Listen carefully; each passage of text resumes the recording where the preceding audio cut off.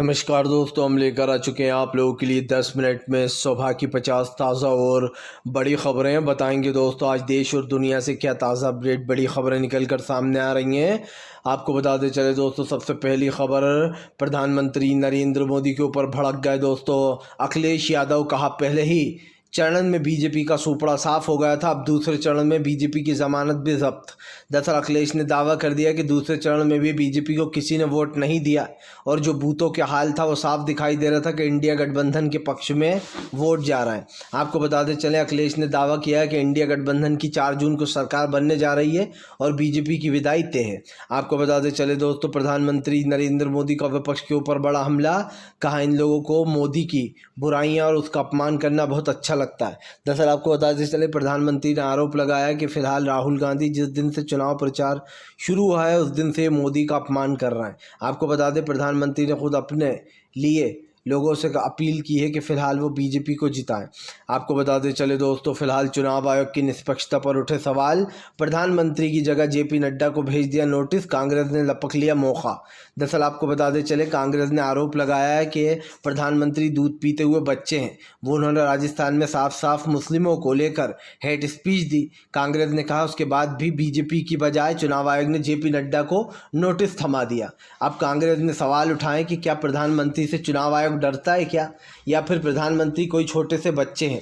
आपको बताते चलें, आरोप लग रहा है कि प्रधानमंत्री के बयान के ऊपर जो यहाँ पर उनके बजाय जेपी नड्डा को निशाना बनाया गया है। आपको बताते चले दोस्तों, फिलहाल ईवीएम पर सरकार से पूछ लिए 4 सवाल चुनाव आयोग से। चुनाव आयोग ने अब तक नहीं दिया जवाब। दरअसल आपको बताते चले, उन 4 सवालों का जवाब नहीं मिला। भले ही ईवीएम का फैसला जो है वो सामने आया है, लेकिन चुनाव आयोग ने उन 4 सवालों के जवाब नहीं दिए। ये आरोप प्रशांत भूषण ने बताया है, जो कि विपक्ष की तरफ से केस लड़ रहे थे।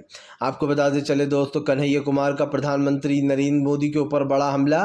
कन्हैया कुमार बोले, प्रधानमंत्री जात पात धर्म की बात करते हैं, तुष्टीकरण की राजनीति करते हैं ताकि चुनाव के जो समीकरण है वो बदल जाए, लोग जो है हिंदू मुसलमान के उस पर वोट देने लगे तर्क पे। उन्होंने कहा कि अगर बात करनी है तो ये बताइए 10 साल में कितने लोगों को रोज़गार दिया, किन लोगों की अग्निवीर योजना में सपने टूटे, कौन लोगों ने 4 साल के लिए इस फौज में जाने से मना कर दिया। कन्हैया कुमार ने कहा ये देश के असली मुद्दे हैं, लेकिन देश को भटकाने के लिए प्रधानमंत्री इधर उधर की बातें करते हैं। आपको बताते चले दोस्तों, फिलहाल गृह मंत्री अमित शाह का बयान। कहा कभी भी प्रधानमंत्री ने हिंदू मुसलमान नहीं किया। दरअसल आपको बताते चले, अब गृह मंत्री अमित शाह प्रधानमंत्री के सपोर्ट में आए। उनका कहना है कि नरेंद्र मोदी ने कभी भी देश में हिंदू मुसलमान जैसी चीज़ें नहीं की, उन्होंने हमेशा सबके लिए सबका साथ सबका विकास सोचा। आपको बता दें, अमित शाह ने प्रधानमंत्री की सफाई में ये कहा है कि फिलहाल प्रधानमंत्री के ऊपर विपक्ष जानबूझकर ऐसे आरोप लगाता है ताकि उनको बदनाम किया जा सके। आपको बताते चले दोस्तों, फिलहाल प्रधानमंत्री के ऊपर जमकर भड़क गए कांग्रेस के मल्लिकार्जुन खड़गे बोले, नरेंद्र मोदी के पास एक ऐसी मशीन है जिसमें हर भ्रष्टाचारी को डालकर वो धो डालते हैं। दरअसल आपको बताते चले, मल्लिकार्जुन खड़गे ने कहा कि 2 दिन पहले तक अजित पवार को सबसे बड़ा घोटालेबाज बेईमान बता रहे थे, उसके 2 दिन बाद ही प्रधानमंत्री ने अजित पवार को अपनी पार्टी में शामिल कर लिया और धो डाला। यही नहीं, उन्होंने कहा कि फिलहाल बिहार के नीतीश कुमार का कह रहे थे कि नीतीश कुमार भ्रष्टाचार में डूबे हुए हैं, अब उनको हम कभी बीजेपी में नहीं लेंगे। लेकिन दूसरे दिन प्रधानमंत्री पलट गए और नीतीश कुमार को अपनी पार्टी में शामिल कर लिया। यही नहीं, ये आरोप लग रहा है कि बीजेपी जिसको भी भ्रष्टाचारी बताती है उसको वापस से अपनी पार्टी में शामिल कर लेती है। ये सारे आरोप जो है यहाँ पर लगाए गए हैं विपक्ष की तरफ से। आपको बताते चले दोस्तों, फिलहाल एक बार फिर से जो है यहाँ पर बढ़ने वाली है मुश्किलें दोस्तों। दरअसल आपको बताते चले, अब चुनाव आयोग के खिलाफ ही विपक्ष ने खोला मोर्चा। कहा देश में निष्पक्ष चुनाव आयोग नहीं है। दरअसल आपको बताते चले, चुनाव आयोग ने प्रधानमंत्री के ऊपर कोई कार्रवाई नहीं की, नोटिस देने के बाद भी उल्टा जेपी नड्डा के ऊपर कार्रवाई कर दी। इससे विपक्ष भड़क गया है। उनका कहना है ये तो वही बात है कि मर्डर बेटे ने किया, सजा बाप को मिलेगी। इस सब तमाम चीज़ों को लेकर विपक्ष ने भड़ास निकाली है और कहा है कि अब चुनाव आयोग पर हम पे बिल्कुल भी भरोसा नहीं है। चुनाव आयोग पर वो हर चीज़ प्रधानमंत्री के सपोर्ट में कर रहा है। चुनाव की तारीखें बहुत सोच समझ कर रखी गई हैं। उन्होंने कहा कि जब धार्मिक त्यौहार आने वाले होते हैं इसी टाइम चुनाव की तारीखें रखी गई हैं, क्योंकि इससे पहले नवरात्रि थी, उसके बाद हनुमान जयंती थी, और ऐसे में विपक्ष जो है वो आरोप भी लगा रहा है सरकार के ऊपर। आपको बताते चले दोस्तों, फिलहाल आज कल दूसरे चरण की वोटिंग में भी धीमी रही दोस्तों मतदाताओं की वोटिंग। लोकतंत्र के लिए बहुत ख़तरे की बात है। दरअसल दोस्तों अगर देखा जाए तो 2019 में लोगों ने प्रधानमंत्री को जमकर वोट किया था और सपोर्ट भी दिया था। उससे पहले 2014 में प्रधानमंत्री को कोई ख़ास वोट नहीं मिले थे, लेकिन 2019 में प्रधानमंत्री का काम देखकर लोगों ने उनको अच्छा खासा वोट दिया था।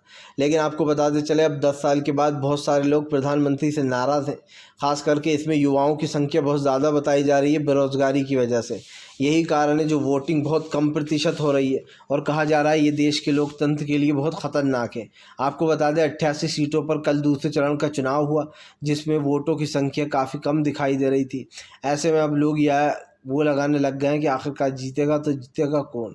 लेकिन ये चीज़ तो साफ़ है कि फ़िलहाल सरकार की जो तमाम चीज़ें हैं उसको लेकर कहीं ना कहीं जो है यहाँ पर ये सारी बातें बन जाएंगी। तो अब आप भी समझ सकते हैं कि फ़िलहाल देश में किस तरीके की चीज़ें चल रही हैं। आपको बताते चले दोस्तों, फिलहाल भारतीय जनता पार्टी के ऊपर जमकर गरजते हुए नजर आए दोस्तों जो है यहाँ पर संजय रावत ने बीजेपी को जमकर लपेटा। दरअसल आपको बताते चले संजय रावत ने प्रधानमंत्री को घेरते हुए कहा कि आप किसी एक देश के प्रधानमंत्री हैं, आपका फ़र्ज़ बनता है कि आप पूरे समाज को साथ लेकर चलें, चाहे वो हिंदू हो, मुसलमान हो, ईसाई हो, सिख हो, बौद्ध हो, हर धर्म आपके लिए एक जैसा होना चाहिए। पीएम का काम होता है देश को चलाना, ये नहीं कि देश के लोगों को बांटना। संजय रावत ने आरोप लगाया कि प्रधानमंत्री तुष्टीकरण की राजनीति पहले चरण के चुनाव से बाद से कर रहे हैं, जब से उन्हें ये डर लगने लगा है कि वो चुनाव हार जाएंगे। आपको बताते चले दोस्तों, फिलहाल तेजस्वी यादव ने नीतीश कुमार को लिया लपेटे में। तेजस्वी यादव बोले चाचा के पास समस्या का कोई समाधान नहीं है। 10-40 साल से बीजेपी के साथ मिले हुए हैं, लेकिन अब तक विकास नहीं कर पाए बिहार का। यही नहीं दोस्तों, उन्होंने आरोप लगाया कि बिहार में जिस तरीके से राजनीति हो रही है बहुत ही ख़तरनाक है। उन्होंने कहा कि फ़िलहाल कुछ तो मजबूरियां थीं जो कि नीतीश चाचा बीजेपी के साथ जाकर मिल गए। यही नहीं, उन्होंने कहा कि नीतीश कुमार डरते हैं बीजेपी से, जैसे ही उनको ईडी और सीबीआई के छापों की भनक पड़ी वो बीजेपी में जाकर मिल गए। ये आरोप तो लग ही रहे हैं और ये भी साफ़ हो चुका है कि प्रधानमंत्री नरेंद्र मोदी को तमाम इस चीज़ों के बारे में जो यहाँ पर पता नहीं होना चाहिए। तो एक चीज़ तो साफ़ हो जाती है कि फ़िलहाल कहीं ना कहीं दोस्तों सवाल ये उठता है और हमें देखना भी होगा कि फ़िलहाल सरकार की नीतियाँ जो है यहाँ पर क्या है और उस पर किस तरीके के सवाल बनते हैं। आपको बताते चले दोस्तों, भारतीय जनता पार्टी के ऊपर जमकर भड़कते हुए नज़र आए दोस्तों जो है यहाँ पर खुद ही बीजेपी के नेता सुब्रमण्यम स्वामी बोले प्रधानमंत्री मोदी चीन से लड़ने में असमर्थ हैं और विपक्ष का सपोर्ट कर दिया उन्होंने। अब आप समझिए, बीजेपी के नेता ही बीजेपी के ख़िलाफ़ ऐसा करेंगे तो फिर बीजेपी को तो दिक्कतें आएंगी दोस्तों। अब बीजेपी के नेता ही सुब्रमण्यम स्वामी ने बीजेपी के ख़िलाफ़ मोर्चा खोल दिया और उनका कहना है कि नरेंद्र मोदी पूरी तरीके से फेल हो चुके हैं, वो देश के पीएम बनने लायक नहीं है। उन्होंने कहा कि फ़िलहाल प्रधानमंत्री चीन से डरते हैं और जब भी चीन को जवाब देने की बारी आती है तो प्रधानमंत्री बोलना ही बंद कर देते हैं। आपको बताते चले दोस्तों, ममता बनर्जी का बड़ा ऐलान, कहा इस बार इंडिया गठबंधन की सरकार बनेगी, देश के माहौल को बदलेंगे। ममता बनर्जी ने वादा किया है कि जैसे ही वो सत्ता में आएंगी CAA और NRC को रद्द करेंगी। उन्होंने कहा कि यहाँ पर देश के तोड़ने वाले कानून नहीं चलेंगे, देश के तोड़ने वाले कानूनों को जो भी सपोर्ट करेगा हम उसको सपोर्ट नहीं करेंगे, ममता बनर्जी ने साफ कर दिया है। आपको बताते चले दोस्तों, दूसरे फेज़ की वोटिंग के बाद बीजेपी में बड़ी टेंशन। दरअसल आपको बता दें वोट परसेंटेज लगातार गिरता चला जा रहा है। अब की बार लोग घरों से बाहर ही नहीं निकल रहे हैं वोट डालने के लिए। ये बहुत बड़ी बात होती है दोस्तों कि वोट प्रतिशत इतना कम होता चला जा रहा है। दरअसल देश की जो बिगड़ते हुए हालात हैं उसको लेकर लोग काफ़ी चिंता में हैं। कुछ लोग प्रधानमंत्री नरेंद्र मोदी को सपोर्ट कर रहे हैं तो कुछ लोग प्रधानमंत्री के ख़िलाफ़ भी हैं। यही कारण जो अब की बार वोटिंग बहुत कम हो रही है। ख़ास कर इसमें मैंने आपको बताया युवा बेरोज़गार काफ़ी नाराज़ चल रहे हैं, इसलिए वोटिंग बहुत धीमी गति से हुई है। और आपसे भी हमारी यही अपील होगी जिसको भी पार्टी